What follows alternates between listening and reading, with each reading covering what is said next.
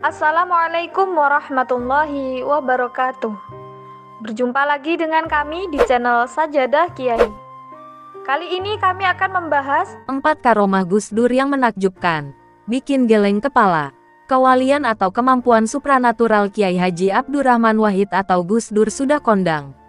Banyak yang menyaksikan atau menjadi saksi karomah Presiden Indonesia keempat ini. Gus Dur dikenal karena kebijaksanaan, toleransi, dan pandangan moderatnya dalam Islam. Dia adalah seorang pemimpin agama, politik, dan sosial yang dihormati karena kontribusinya pada kehidupan beragama dan masyarakat di Indonesia.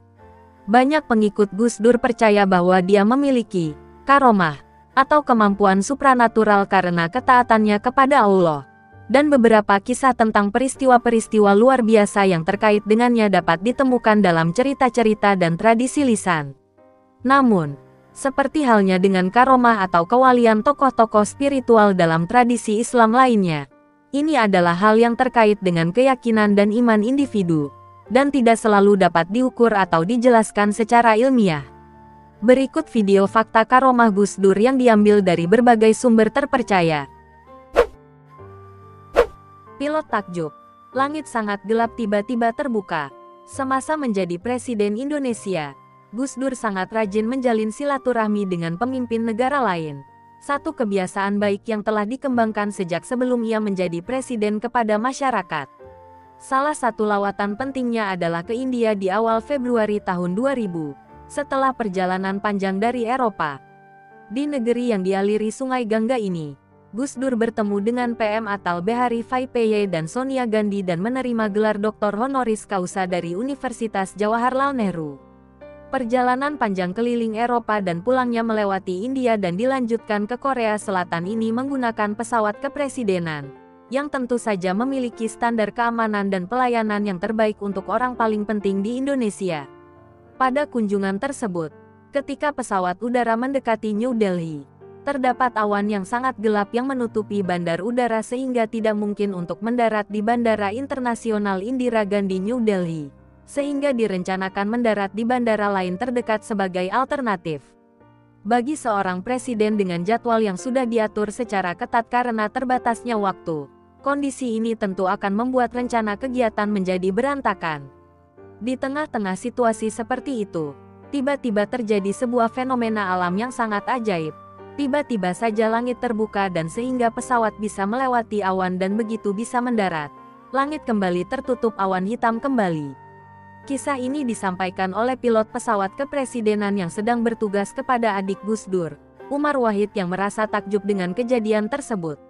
Ini kebetulan atau tidak, tapi pilot tersebut mengatakan dalam karirnya sebagai pilot, ia tidak pernah mengalami kondisi seperti itu, katanya. Sebagai pilot kepresidenan, tentu saja telah dipilih orang dengan jam terbang tinggi dan kemampuan terbaik. Kondisi seperti itu merupakan fenomena alam aneh yang baginya juga luar biasa dan tak terlupakan. Gus Dur dan Mahfud MD. Mengenang Gus Dur dalam pameran lukis Sang Maha Guru. Lukisan Gus Dur dipadu dengan berbagai tokoh dan ragam dimensi. Kisah tentang Gus Dur kali ini dituturkan Mahfud MD, mantan Ketua Mahkamah Konstitusi MK. Sebagai orang dekat Gus Dur, Mahfud tentu memiliki kenangan-kenangan kisah yang masih menancap, misalnya dalam bentuk humor atau dalam bentuk karomah.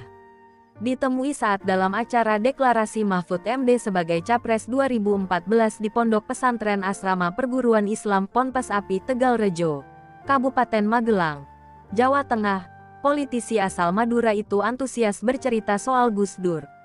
Misalnya kisah ketika dia diangkat menjadi Menteri Pertahanan.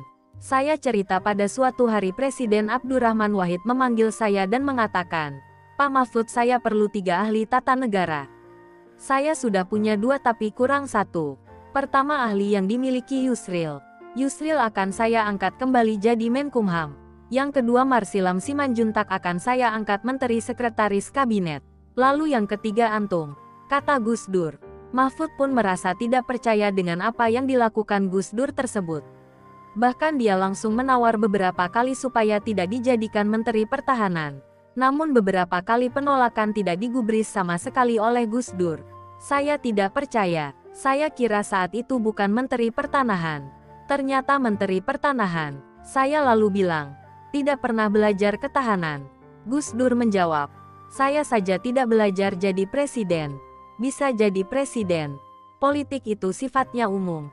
Kata Mahfud menirukan Gus Dur. Mahfud lalu menawar, bagaimana kalau Menteri Kehakiman? Gus Dur mengatakan tidak bisa karena Yusril Senang berada di situ.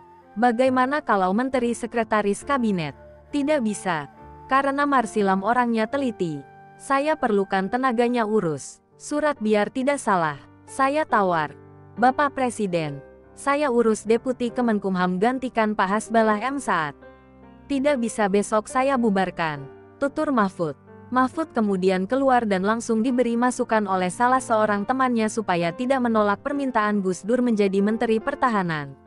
Namun, Mahfud menganggap penunjukan Gus Dur itu lucu dan aneh.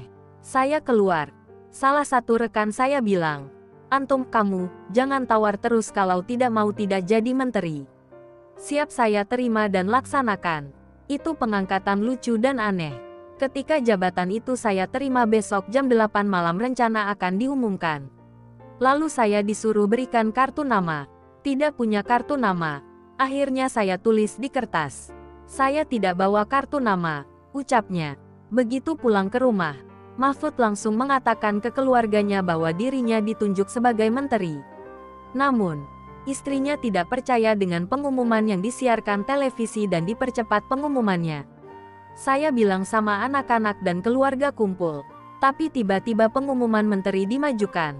Diumumkan jam 4 sore, anak-anak saya pada main. Ketika diumumkan hanya ada istri. Istri saya tidak percaya. Bukan, masa kamu jadi menteri? Kemudian saya yakinkan. Terus telepon berdering di tengah malam, ungkapnya. Bahkan, penunjukan Mahfud sebagai Menhan oleh Gus Dur saat itu mendapatkan banyak protes dari berbagai kalangan. Di antaranya, tokoh reformasi saat itu Amin Rais bahkan Wakil Presiden Megawati juga memprotes rencana Gus Dur itu.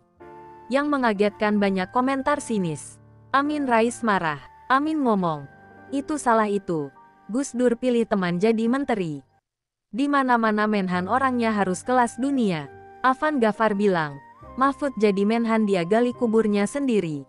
Megawati di berita gak setuju. Gus Dur bilang kemana wapres gak ada. Biasa kalau perempuan mandi ya pulang mandi. Menke Priyadi dan Mahfud MD yang diejek 2 hari. Gus Dur disalah-salahkan. Ujar Mahfud mengenang. Terima kasih telah menonton video kami. Jangan lupa like, comment, share, dan subscribe channel Sajadah Kiai, serta bunyikan loncengnya agar tidak ketinggalan video-video terbaru kami. Dengan mensubscribe berarti Anda mendukung channel kami, serta membuat kami lebih semangat dan konsisten dalam membuat video-video terbaru. Wassalamualaikum warahmatullahi wabarakatuh.